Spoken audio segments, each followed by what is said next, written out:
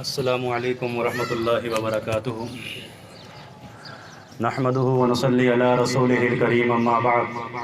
فاعوذ باللہ السمیع العلیم من الشیطان الرجیم من ہمزه ونفخه ونفثه۔ وَإِذَا سَأَلَكَ عِبَادِي عَنِّي فَإِنِّي قَرِيبٌ أُجِيبُ دَعْوَةَ الدَّاعِ إِذَا دَعَانِ فَلْيَسْتَجِيبُوا لِي وَلْيُؤْمِنُوا بِي لَعَلَّهُمْ يَرْشُدُونَ رَبِّ اشْرَحْ لِي صَدْرِي وَيَسِّرْ لِي أَمْرِي وَاحْلُلْ عُقْدَةً مِّن لِّسَانِي يَفْقَهُوا قَوْلِي رَبِّ زِدْنِي عِلْمًا رَبِّ زِدْنِي عِلْمًا رَبِّ زِدْنِي عِلْمًا۔ تمام قسم کے تعریفات اللہ وحدہ لا شریک مالک ارض و سما خالق کائنات کے لیے ہیں، اور بے شمار درود و سلام ہوں پیغمبر بحر و بر شافی روز جزا حضرت محمد مصطفیٰ صلی اللہ علیہ وآلہ وسلم کی ذات پر، جن کے ذریعے اللہ نے اہل کائنات کی ہدایت اور رہنمائی کا بندوبست فرمایا۔ رمضان المبارک کے حوالے سے علماء کرام سے آپ نے بہت سے فضائل اور مناقب سنی ہوں گی، اور ایک فضائل اور مقام اور مرتبہ ماہ مبارک کا یہ بھی سنا ہوگا کہ شہر رمضان الذی انزل فیہ القرآن، کہ اس ماہ میں اللہ رب العالمین نے قرآن کریم کا نزول فرمایا ہے۔ گویا کہ ماہ رمضان کو جو مقام اور مرتبہ، اہمیت اور افادیت اور رتبہ اور مرتبہ ملا ہے، اس کی بڑی وجہ یہ ہے کہ اللہ رب العالمین نے اس ماہ کے اندر قرآن کریم کا نزول فرمایا ہے۔ اِنَّا أَنزَلْنَاهُ فِي لَيْلَةِ الْقَدْرِ وَمَا أَدْرَاكَ مَا لَيْلَةُ الْقَدْرِ لَيْلَةُ الْقَدْرِ خَيْرٌ مِّنْ أَلْفِ شَهْرٍ۔ ہم نے اس قرآن کریم کو رمضان مبارک کے آخری عشرے کی لیلۃ القدر میں، شب قدر میں نازل کیا ہے۔ لہذا اس بات کو ذہن نشین کر لیجئے کہ ماہ مبارک، ماہ رمضان میں آپ کو جو برکتیں نظر آتی ہیں، رحمتیں نظر آتی ہیں، اس کا مقام اور مرتبہ نظر آتا ہے، اس کی سب سے بڑی وجہ یہ ہے کہ اللہ رب العالمین نے اس ماہ کے اندر قرآن کریم کا نزول فرمایا ہے۔ تو جہاں ماہ رمضان المبارک میں آپ کو اپنے قرآن کریم کے ساتھ تعلق کو مضبوط، گہرا اور مستحکم کرنا ہے، وہیں پر میں آج کے اس مختصر سے درس میں آپ دوستوں کے سامنے ایک اور بات ذہن نشین کروانا چاہتا ہوں، اس دعا کے ساتھ کہ اللہ رب العالمین ہم سب کو سننے اور سنانے کے بعد عمل کرنے کی توفیق عطا فرمائے۔ ماہ مبارک تیزی کے ساتھ گزر رہا ہے، ماہ مبارک کا چاند تیزی کے ساتھ گھٹ رہا ہے، تو ہمیں اپنے اعمال کے اندر اضافہ کر دینا چاہیے، اپنی نیکیوں میں اضافہ کر دینا چاہیے،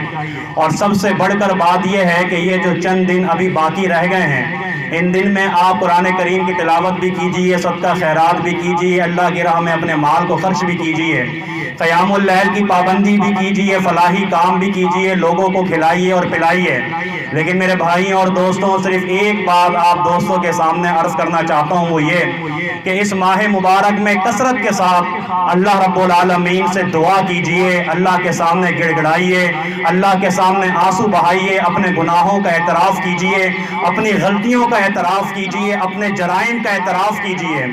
آپ اگر خیموں کے اندر موجود ہیں تو خیموں میں، آپ گھر کے اندر موجود ہیں تو گھر میں، آپ مساجد کے اندر موجود ہیں تو مساجد میں، اور خصوصاً انفرادیت کو ترجیح دیجئے۔ اکیلے رہ کر، اکیلے بیٹھ کر تاریکی میں اپنے رب سے گریہ گزاری کیجئے، اپنے رب کو پکاریے، مناجات کیجئے، ضروریات اللہ رب العالمین سے مانگیے۔ یہ ماہ مبارک کے اندر اللہ رب العالمین کثرت کے ساتھ لوگوں کی دعاؤں کو قبول فرماتا ہے، اور اس کی وجہ یہ ہے کہ سورۃ البقرہ کے اندر اللہ رب العالمین ماہ رمضان کے فضائل اور مسائل کو بیان کر رہا ہے، اور اچانک بیان کرتے کرتے اللہ رب العالمین ایک آیت کو لے کر آتے ہیں کہ وَإِذَا سَأَلَكَ عِبَادِي عَنِّي فَإِنِّي قَرِيبٌ أُجِيبُ دَعْوَةَ الدَّاعِ إِذَا دَعَانِ فَلْيَسْتَجِيبُوا لِي وَلْيُؤْمِنُوا بِي لَعَلَّهُمْ يَرْشُدُونَ۔ اے میرے نبی، میرے بندے آپ سے سوال کرتے ہیں کہ اللہ رب العالمین کہاں پر ہے، تو ان سے کہہ دیجئے کہ فَإِنِّي قَرِيب، بے شک وہ قریب ہے۔ یا اللہ تو کتنا قریب ہے؟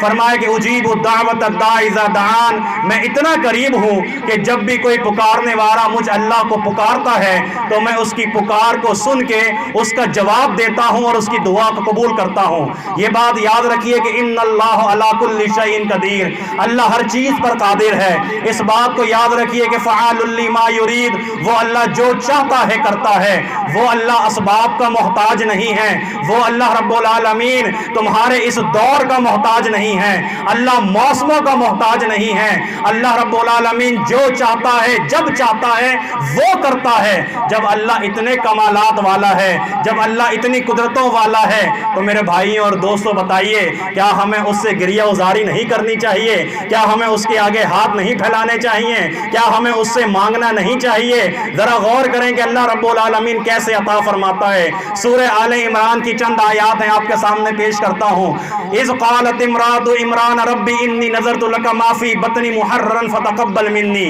عمران کی بیوی نے اللہ رب العالمین کے لیے ایک نظر مانی اور فرمایا کہ اللہ ما فی بطنی، جو کچھ میرے بطن میں ہے، محررا فتقبل منی، جب یہ پیدا ہو جائے گا یا اللہ میں اس کو آزاد کر دوں گی۔ میں آزاد کیوں کر دوں گی؟ فتقبل منی، اللہ تیرے دین کے لیے آزاد کر دوں گی، اللہ تیری راہ میں جد و جہد کے لیے آزاد کر دوں گی۔ یا اللہ انک انت السمیع العلیم، بے شک تو سننے والا ہے، بے شک تو جاننے والا ہے۔ لیکن قرآن کہتا ہے کہ جب وہ اولاد پیدا ہو گئی تو وہ سمجھتی تھی کہ میرے ہاں بیٹا پیدا ہوگا، لیکن یہ اللہ کی مرضی اور منشا ہے کہ اللہ رب العالمین نے ان کو بیٹی عطا فرما دی۔ ان کی بیوی، عمران کی بیوی جو نیک خاتون تھی، انہوں نے کہا اللہ یہ تو میرے ہاں بیٹی ہو گئی ہے، میں تو سوچ رہی تھی بیٹا ہوگا، میں تیری راہ میں نکال دوں گی، تیری راہ میں یہ جد و جہد کرے گا، تیری راہ میں میں اس کو وقف کر دوں گی، لیکن اللہ یہ تو بیٹی ہو گئی ہے۔ اور وَلَيْسَ الذَّكَرَ كَالْأُنثىٰ، یا اللہ جو عورت ہوتی ہے وہ مرد کی جتنی طاقتور نہیں ہوتی، یا اللہ جو لڑکی ہوتی ہے وہ لڑکے کی طرح ہمت و جرت والی نہیں ہوتی۔ اس کا ایک معنی تو یہ ہے، اور دوسرا معنی مفسرین نے جو لکھا وہ یہ لکھا کہ وَلَيْسَ الذَّكَرَ كَالْأُنثىٰ، اے عمران کی بیوی گھبرا نہیں، ہم نے تجھ کو ایسی عورت دی ہے، ہم نے تجھ کو ایسی بیٹی عطا کی ہے، ہم نے تجھے ایسی لڑکی عطا کی ہے کہ جو کئی لڑکوں پہ بھاری ہے، جو کئی مردوں پہ بھاری ہے۔ اللہ رب العالمین نے ان کو اولاد عطا فرما دی، بیٹی عطا فرما دی۔ عمران کی بیوی نے ان کا نام کیا رکھا؟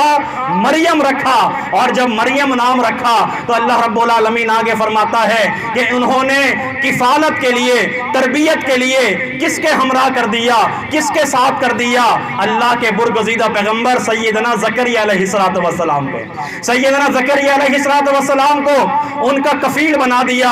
جن کے زیر تربیت اگر آپ رہنا چاہتے ہیں اور وہ نیک لوگ ہوں، وہ علماء ہوں، تو یقینی طور پہ آپ بھی تقوی کے پہاڑ بن جاتے ہیں۔ وَكَفَّلَهَا زَكَرِيَّا، زکریا نے ان کی کفالت کری۔ اور اللہ فرماتا ہے دیکھیے اللہ کی قدرت کو دیکھیے گا، اللہ کے کمال کو دیکھیے گا کہ کلما دخل علی زکریا المحراب وجد عندها رزقا قال یا مریم ان لك هذا قالت هو من عند الله ان الله يرزق من يشاء بغیر حساب۔ جب بھی زکریا علیہ السلام مریم کے حجرے میں داخل ہوتے، ایسے پھلوں کو دیکھتے جن کا موسم نہیں تھا، وہ پوچھتے قال یا مریم ان لك هذا، ان پھلوں کا تو ابھی موسم نہیں ہے، پھر تیرے پاس یہ کہاں سے آئے؟ قالت، میری مریم جواب دیتی کہ ہوا من عند اللہ، یہ اللہ کی طرف سے آئے ہیں، یہ آسمانوں سے نازل ہوئے ہیں۔ ذرا غور کیجئے گا، اللہ رب العالمین پھل پیدا کرنے کے لیے موسم کا محتاج نہیں ہے۔ اللہ جس موسم میں چاہے،